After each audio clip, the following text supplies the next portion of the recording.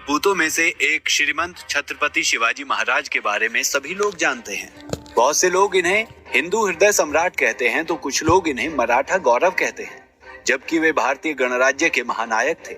छत्रपति शिवाजी महाराज का जन्म 19 फरवरी 1630 में मराठा परिवार में हुआ। कुछ लोग 1627 में उनका जन्म बताते हैं। उनका पूरा नाम शिवाजी भोसले था। शिवाजी महाराज का जन्म शिवनेरी दुर्ग में हुआ था। शिवाजी के पिता का नाम शाहजी भोसले तथा माता का नाम जीजाबाई था। छत्रपति शिवाजी महाराज बचपन से ही बहुत निडर और साहसी थे। शिवाजी का बचपन उनकी माता जीजाबाई के मार्गदर्शन में बीता। जीजाबाई ने शिवाजी महाराज को रामायण, पुराण, कुरान, कई सारे ग्रंथ पढ़ाए। शिवाजी ने बचपन से ही राजनैतिक और युद्ध की शिक्षा प्राप्त कर ली थी। माना जाता है कि शिवाजी महाराज के पहले गुरु दादाजी कोंडदेव थे। शिवाजी महाराज का बचपन से ही सपना था कि वो पूरे हिंदुस्तान में हिंदवी स्वराज ला सकें। हिंदवी स्वराज केवल हिंदुओं के लिए ही नहीं था, हिंदवी स्वराज हर किसी के लिए था, जिसमें हर किसी के साथ सामान्य व्यवहार किया जाए, कोई जात धर्म के नाम पर लड़ाई ना हो। शिवाजी महाराज का मानना था कि लोगों को उनके कर्म से जाना जाए, ना कि उनके धर्म से। शिवाजी महाराज के पिता शाहजी भोसले आदिल शाह के राज्य में सामंत थे। उनको पुणे की जागीर मिली हुई थी। बचपन से ही शिवाजी महाराज युग के वातावरण और घटनाओं को भली प्रकार समझने लगे थे। शासक वर्ग की करतूतों पर वे झल्लाते थे और बेचैन हो जाते थे। उनके बाल हृदय में स्वाधीनता की लौ प्रज्वलित हो गई थी। शिवाजी महाराज को मुगलों द्वारा किया जाने वाला न्याय और पक्षपात पसंद नहीं था। शिवाजी महाराज एक बहुत बड़ा बदलाव लाना चाहते थे, लेकिन कैसे? उनके पास न कोई सैनिक थे। और फिर शिवाजी महाराज सैनिकों के लिए मवाल प्रदेश गए। मवाल प्रदेश के नवयुवक और लोग बहुत साहसी और वीर थे। शिवाजी महाराज ने सभी लोगों को अपने साथ मिला लिया। पहले तो लोगों ने मना किया कि शिवाजी छोटी जाति के हैं, लेकिन शिवाजी ने फिर एक बार उन लोगों से यही कहा कि लोगों को उनके कर्म से जाना जाना चाहिए, ना कि उनके धर्म से। फिर सभी मवाल प्रदेश के लोग शिवाजी के साथ आ गए। मवालों को मावला नाम देकर सभी को संगठित किया और उनसे संपर्क करके उनके प्रदेश से परिचित हो गए थे। मावल युवकों को लाकर उन्होंने दुर्ग निर्माण का कार्य आरंभ किया। उस समय बीजापुर आपसी संघर्ष तथा मुगलों के आक्रमण से परेशान था। बीजापुर के सुल्तान आदिल शाह ने बहुत से दुर्गों से अपनी सेना हटाकर उन्हें स्थानीय शासकों या सामंतों के हाथ सौंप दिया था। जब आदिल शाह बीमार पड़ा तो बीजापुर में अराजकता फैल गई और शिवाजी महाराज ने अवसर का लाभ उठाकर बीजापुर में प्रवेश का निर्णय लिया। शिवाजी महाराज ने इसके बाद के दिनों में बीजापुर के दुर्गों पर अधिकार करने की नीति अपनाई। सबसे पहला दुर्ग था रोहिंदेश्वर का दुर्ग। दुर्गों का निर्माण। रोहिंदेश्वर का दुर्ग सबसे पहला दुर्ग था जिस पर शिवाजी महाराज ने सबसे पहले अधिकार किया था। उसके बाद तोड़ना का दुर्ग जो पुणे के दक्षिण पश्चिम में 30 किलोमीटर की दूरी पर था। शिवाजी ने सुल्तान आदिल शाह के पास अपना दूत भेजकर खबर भिजवाई कि वो पहले किलेदार की तुलना में बेहतर रकम देने को तैयार है और ये क्षेत्र उन्हें सौंप दिया जाए। उन्होंने आदिल शाह के दरबारियों को पहले ही रिश्वत देकर अपने पक्ष में कर लिया था और अपने दरबारियों की सलाह के मुताबिक आदिल शाह ने शिवाजी महाराज को उस दुर्ग का अधिपति बना दिया। उस दुर्ग में मिली संपत्ति से शिवाजी महाराज ने दुर्ग की सुरक्षात्मक कमियों की मरम्मत का काम करवाया। इससे कोई 10 किलोमीटर दूर राजगढ़ का दुर्ग था और शिवाजी महाराज ने उस दुर्ग पर भी अधिकार कर लिया। शिवाजी महाराज की साम्राज्य विस्तार की नीति की भनक जब आदिल शाह को मिली तो वो क्षुब्ध हुआ। उसने शाही राज्य को अपने पुत्र को नियंत्रण में रखने को कहा। शिवाजी महाराज ने अपने पिता की परवाह किए बिना अपने पिता के क्षेत्र का प्रबंध अपने हाथों में ले लिया और नियमित लगान बंद कर दिया। राजगढ़ के बाद उन्होंने चाकन के दुर्ग पर अधिकार कर लिया और उसके बाद कोडना के दुर्ग पर अधिकार किया। आदिल शाह ने शिवाजी महाराज से नाराज होकर 1648 में शिवाजी के पिता शाहजी को बंदी बना लिया था। फिर शिवाजी महाराज को आदिल शाह संदेश भेजता है कि तुम मेरे साथ काम करो, क्योंकि आदिल शाह को भी एक ऐसा लीडर चाहिए होता है जिसकी बात सारे हिंदू और मराठा सुने, और शाहजी भी यही चाहते थे। शिवाजी महाराज 7 साल आदिल शाह के साथ काम करते हैं और सारी लड़ाइयां इन 7 साल के लिए रुक जाती हैं। 1656 में शिवाजी महाराज महाबलेश्वर के पास स्थित चावली को अपने कब्जे में लेना चाहते थे। इसलिए शिवाजी महाराज यशवंतराव चंद्रराव मोरे को संदेश भेजते हैं कि आप अपना राज्य हमें दे दें, हम लड़ाई नहीं चाहते हैं। लेकिन यशवंतराव चंद्रराव मोरे नहीं माना। तो फिर शिवाजी महाराज चावली पर हमला करते हैं और चावली को जीत लेते हैं। ये बात जब आदिल खान को पता लगती है तो वो बहुत नाराज हो जाता है और अल्फज खान को सैनिकों के साथ शिवाजी पर हमला करने के लिए भेजता है। उसी समय में ही आदिल खान और औरंगजेब की लड़ाई चल रही होती है। औरंगजेब शिवाजी महाराज को पत्र भेजता है कि तुम मेरे साथ आ जाओ, तुम्हारे पास जो किले और राज हैं वो तुम्हारे ही रहेंगे। लेकिन शिवाजी महाराज औरंगजेब के प्रस्ताव को मना कर देते हैं। अब्दुल्लाह भटारी यानी अफजल खान को शिवाजी के विरुद्ध भेजा।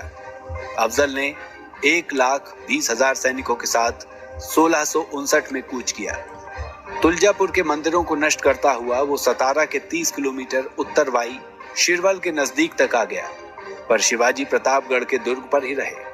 अफजल खान ने अपने दूत कृष्णजी भास्कर को संधि वार्ता के लिए भेजा। उसने उसके मार्फत ये संदेश भिजवाया कि अगर शिवाजी बीजापुर की अधीनता स्वीकार कर लें तो सुल्तान उसे उन सभी क्षेत्रों का अधिकार दे देंगे जो शिवाजी के नियंत्रण में है। साथ ही शिवाजी को बीजापुर के दरबार में एक सम्मानित पद प्राप्त होगा।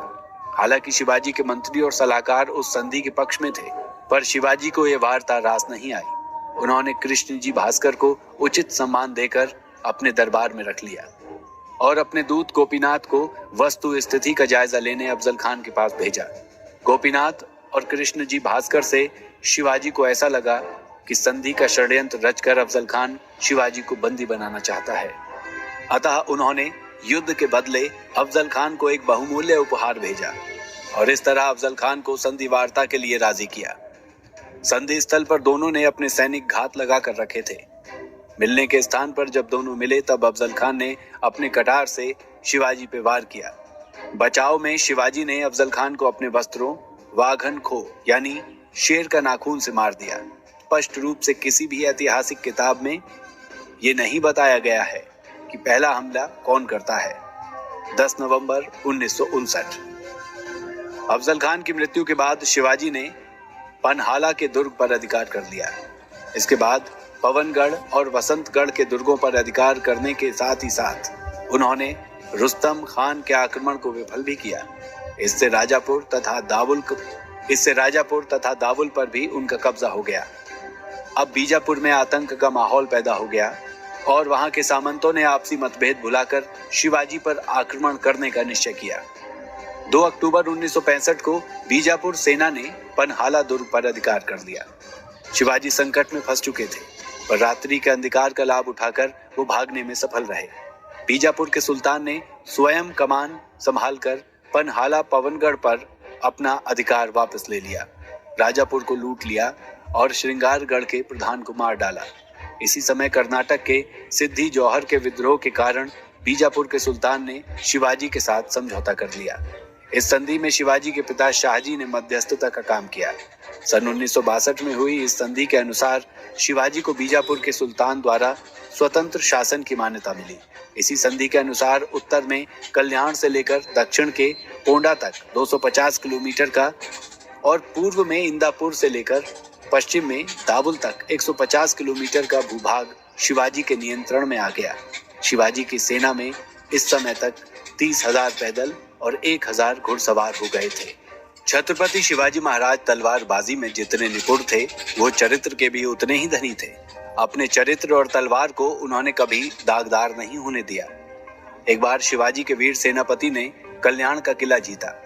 हथियारों के जखीरे के साथ साथ उनके हाथ अकूत संपत्ति भी लगी। एक सैनिक ने मुगल किलेदार की बहू को, जो देखने में काफी सुंदर थी, सेनापति के सामने पेश किया। वो सेनापति उस नवयौवना के सौंदर्य पर मुग्ध हो गया।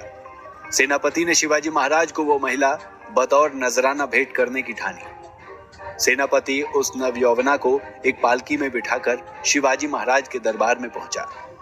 शिवाजी महाराज उस समय अपने सेनापतियों के साथ शासन व्यवस्था के संबंध में विचार विमर्श कर रहे थे।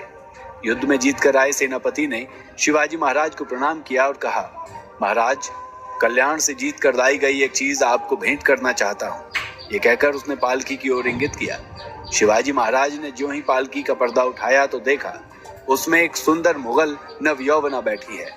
शिवाजी महाराज का शीश लज्जा से झुक गया।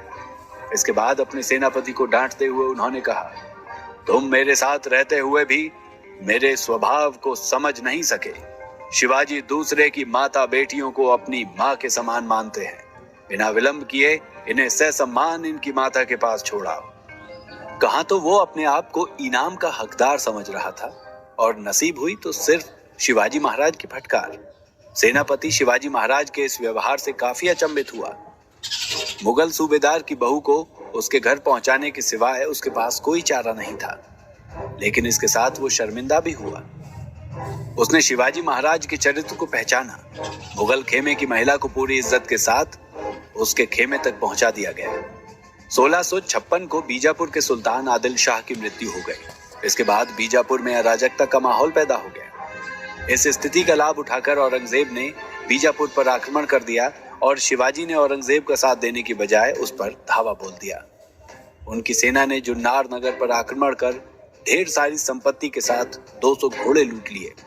अहमदनगर से 700 घोड़े, 4 हाथी के अलावा उन्होंने गुंडा तथा रेसिन के दुर्ग पर भी लूटपाट मचाई। इसके परिणाम स्वरूप औरंगजेब शिवाजी से खफा हो गया और मैत्री वार्ता समाप्त हो गई। उत्तर भारत में बादशाह बनने की होड़ खत्म होने के बाद औरंगजेब का ध्यान दक्षिण की तरफ गया। वो शिवाजी की बढ़ती प्रभुता से परिचित था और उसने शिवाजी पर नियंत्रण रखने के उद्देश्य से अपने मामा शाइस्ता खां को दक्षिण का सूबेदार नियुक्त किया। शाइस्ता खां अपने 1,50,000 फौज लेकर सुपन और चाकन के दुर्ग पर हमला कर दिया, जिसमें बहुत सारे सैनिकों को मार डाला और औरतों बच्चों को भी नहीं छोड़ा। शिवाजी महाराज किसी तरह से वहां से बच निकलने में कामयाब हो गए। शाइस्ता खां ने 3 साल तक मावल में लूट मार की। एक रात शिवाजी ने अपने 350 मावलों के साथ बारातियों के भेष में उसके किले में घुस गए और उन पर हमला कर दिया। शाइस्ता खां तो खिड़की के रास्ते बच निकलने में कामयाब रहा, पर उसे इसी क्रम में अपनी 4 उंगलियों से हाथ धोना पड़ा। शाइस्ता खां के पुत्र अबुल फतह तथा 40 रक्षकों और अनगिनत सैनिकों का कत्ल कर दिया गया। यहाँ पर मराठों ने अंधेरे में स्त्री पुरुष के बीच भेद न कर पाने के कारण खान के जनान खाने की बहुत सी औरतों को मार डाला था। इस घटना के बाद औरंगजेब ने शाइस्ता को दक्कन के बदले बंगाल का सूबेदार बना दिया और शहजादा मुअज्जम को शाइस्ता की जगह लेने भेजा गया। सूरत में लुटियंस जीत से शिवाजी की प्रतिष्ठा में वृद्धि हुई। 6 साल शाइस्ता खां ने अपनी 1,50,000 फौज लेकर राजा शिवाजी महाराज का पूरा मुल्क जलाकर तबाह कर दिया। इसलिए उस पर हर्जाना वसूल करने के लिए शिवाजी ने मुगल क्षेत्रों में लूटपाट मचाना आरंभ किया। सूरत उस समय पश्चिमी व्यापारियों का गढ़ था और हिंदुस्तानी मुसलमानों के लिए हज पर जाने का द्वार। ये एक समृद्ध नगर था और इसका बंदरगाह बहुत महत्वपूर्ण था। शिवाजी ने 4,000 की सेना के साथ 1664 में 6 दिनों तक सूरत के धनाढ्य व्यापारियों को लूटा। आम आदमी को उन्होंने नहीं लूटा और फिर लौट गए। एक घटना का जिक्र डच तथा अंग्रेजों ने अपने लेखों में किया है। उस समय तक यूरोपीय व्यापारी भारत तथा अन्य एशियाई देशों में बस गए थे। नादिर शाह के भारत पर आक्रमण करने तक 1739 किसी भी यूरोपीय शक्ति ने भारतीय मुगल साम्राज्य पर आक्रमण करने की नहीं सोची थी। सूरत में शिवाजी की लूट से खिन्न होकर औरंगजेब ने इनायत खान के स्थान पर गयासुद्दीन खान को सूरत का फौजदार नियुक्त किया और शहजादा मुअज्जम तथा उप सेनापति राजा जसवंत सिंह की जगह दिलेर खां और राजा जयसिंह की नियुक्ति की गई। राजा जयसिंह ने बीजापुर के सुल्तान, यूरोपीय शक्तियां तथा छोटे सामंतों का सहयोग लेकर शिवाजी पर आक्रमण कर दिया। इस युद्ध में शिवाजी को हानि होने लगी और हार की संभावना को देखते हुए शिवाजी ने संधि का प्रस्ताव भेजा। जून 1965 में हुई इस संधि के मुताबिक शिवाजी 23 दुर्ग मुगलों को दे देंगे और इस तरह उनके पास केवल 12 दुर्ग बच जाएंगे। इन 23 दुर्गों से होने वाली आमदनी 4 लाख हूण सालाना थी। बालाघाट और कोंकण के क्षेत्र शिवाजी को मिलेंगे, पर उन्हें इसके बदले में 13 किश्तों में 40 लाख हूण अदा करने होंगे। इसके अलावा प्रतिवर्ष 5 लाख हूण का राजस्व भी वे देंगे। शिवाजी स्वयं औरंगजेब के दरबार में होने से मुक्त रहेंगे। पर उनके पुत्र संभाजी को मुगल दरबार में खिदमत करनी होगी। बीजापुर के खिलाफ शिवाजी मुगलों का साथ देंगे। शिवाजी को औरंगजेब के जन्मदिन पर आगरा बुलाया गया, लेकिन शिवाजी महाराज को बुलाने का औरंगजेब का कोई और ही मकसद था। औरंगजेब के दरबार में कोई भी शिवाजी महाराज से बात नहीं कर रहा था, जैसे कोई शिवाजी महाराज को जानता ही नहीं हो। शिवाजी महाराज को सेनापतियों के साथ एक कतार में खड़ा किया गया। औरंगजेब शिवाजी महाराज को नीचा दिखाना चाहता था और बताना चाहता था कि तुम मेरे सामने कुछ नहीं हो। शिवाजी महाराज गुस्से में आ गए और भरी दरबार में औरंगजेब से कहा कि मैं इतना भी छोटा नहीं कि मुझे सेनापतियों के साथ खड़ा किया जाए। यहाँ के लोग मुझसे बर्ताव ऐसे कर रहे हैं कि जैसे मुझे कोई जानता ही नहीं, बल्कि जब मैं आगरा आया तो हजारों की तादाद में हर जगह लोगों की भीड़ उमड़ी थी मुझे देखने के लिए कि कौन ऐसा शासक है जो कि औरंगजेब के नाक में भी दम करने की हिम्मत रखता है। और यहाँ पर उपस्थित सभी लोग क्या सोच रहे हैं कि आप लोगों के इस व्यवहार से मेरा हौसला कम हो जाएगा? वो कभी नहीं होगा, क्योंकि हिंदुस्तान और हिंदुस्तान के लोग मेरे दिमाग में नहीं, मेरे दिल में बसते हैं। जब इतने लोग साथ हों तो फिर मुझे किसी और के साथ की क्या जरूरत है? शिवाजी महाराज ने अपना रोष भरे दरबार में दिखाया और औरंगजेब पर विश्वासघात का आरोप लगाया। औरंगजेब इससे क्षुब्ध हुआ और उसने शिवाजी महाराज को नजरबंद कर दिया और उन पर 5000 सैनिकों के पहरे लगा दिए। कुछ ही दिनों बाद 18 अगस्त 1966 को राजा शिवाजी को मार डालने का इरादा औरंगजेब का था, लेकिन अपने अदम्य साहस और युक्ति के साथ शिवाजी और संभाजी दोनों इससे भागने में सफल रहे। संभाजी को मथुरा में एक विश्वासी ब्राह्मण के यहाँ छोड़ शिवाजी महाराज बनारस गए। पूरी होते हुए सकुशल राजगढ़ पहुंच गए। इससे मराठों को नवजीवन सा मिल गया। औरंगजेब ने जयसिंह पर शक करके उसकी हत्या विष देकर करवा डाली। जसवंत सिंह के द्वारा पहल करने के बाद 1968 में शिवाजी ने मुगलों के साथ दूसरी बार संधि की। औरंगजेब ने शिवाजी को राजा की मान्यता दी। शिवाजी के पुत्र संभाजी को 5000 की मनसबदारी मिली और शिवाजी को पूना, चाकन और सूपा का जिला लौटा दिया गया। पर सिंहगढ़ और पुरंदर पर मुगलों का आधिपत्य बना रहा। सन 1614 तक शिवाजी ने उन सारे प्रदेशों पर अधिकार कर लिया था जो पुरंदर की संधि के अंतर्गत उन्हें मुगलों को देने पड़े थे। पश्चिमी महाराष्ट्र में स्वतंत्र हिंदू राष्ट्र की स्थापना के बाद शिवाजी ने अपना राज्याभिषेक कराना चाहा, परंतु मुस्लिम सैनिकों ने ब्राह्मणों को धमकी दी कि जो भी शिवाजी का राज्याभिषेक करेगा उनकी हत्या कर दी जाएगी। जब ये बात शिवाजी तक पहुंची कि मुगल सरदार ऐसे धमकी दे रहे हैं, तब शिवाजी ने इसे एक चुनौती के रूप में लिया और कहा कि अब वो उस राज्य के ब्राह्मण से ही अभिषेक करवाएंगे जो मुगलों के अधिकार में है। शिवाजी के निजी सचिव बालाजी ने काशी में 3 दूतों को भेजा, क्योंकि काशी मुगल साम्राज्य के अधीन था। जब दूतों ने संदेश दिया तो काशी के ब्राह्मण काफी प्रसन्न हुए, किंतु मुगल सैनिकों को ये बात पता चल गई। तब उन ब्राह्मणों को पकड़ लिया, परंतु युक्ति पूर्वक उन ब्राह्मणों ने मुगल सैनिकों के समक्ष उन दूतों से कहा कि शिवाजी कौन है हम जानते नहीं हैं, वे किस वंश से हैं। दूतों को पता नहीं था, इसलिए उन्होंने कहा हमें पता नहीं है। तब मुगल सैनिकों के सरदार के समक्ष उन ब्राह्मणों ने कहा कि हमें कहीं अन्यत्र जाना है, शिवाजी किस वंश से हैं आपने नहीं बताया, अतः ऐसे में हम उनके राज्याभिषेक कैसे कर सकते हैं? हम तो तीर्थ यात्रा पर जा रहे हैं और काशी का कोई अन्य ब्राह्मण भी राज्याभिषेक नहीं करेगा जब तक राजा का पूर्ण परिचय ना हो, अतः आप वापस जा सकते हैं। मुगल सरदार ने खुश होकर ब्राह्मणों को छोड़ दिया और दूतों को पकड़कर औरंगजेब के पास दिल्ली भेजने की सोची, पर वो भी चुपके से निकल भागे। दूतों ने वापस लौटकर ये बात बालाजी, आव तथा शिवाजी को बताई, परंतु आश्चर्यजनक रूप से 2 दिन बाद वही ब्राह्मण अपने शिष्यों के साथ रायगढ़ पहुंचे और शिवाजी का राज्याभिषेक किया। इसके बाद मुगलों ने फूट डालने की कोशिश की और शिवाजी के राज्याभिषेक के बाद भी पुणे के ब्राह्मणों को धमकी दी। कहा कि शिवाजी को राजा मानने से मना करो ताकि प्रजा भी इसे ना माने, लेकिन उनकी नहीं चली। शिवाजी ने अष्टप्रधान मंडल की स्थापना की। विभिन्न राज्यों के दूतों, प्रतिनिधियों के अलावा विदेशी व्यापारियों को भी समारोह में आमंत्रित किया गया, पर उनके राज्याभिषेक के 12 दिन बाद ही उनकी माता का देहांत हो गया था। इस कारण से 4 अक्टूबर 1674 को दूसरी बार शिवाजी ने छत्रपति की उपाधि ग्रहण की। 2 बार हुए इस समारोह में लगभग 50 लाख रुपए खर्च हुए। इस समारोह में हिंदवी स्वराज की स्थापना का उद्घोष किया गया था। विजयनगर के पतन के बाद दक्षिण में ये पहला हिंदू साम्राज्य था।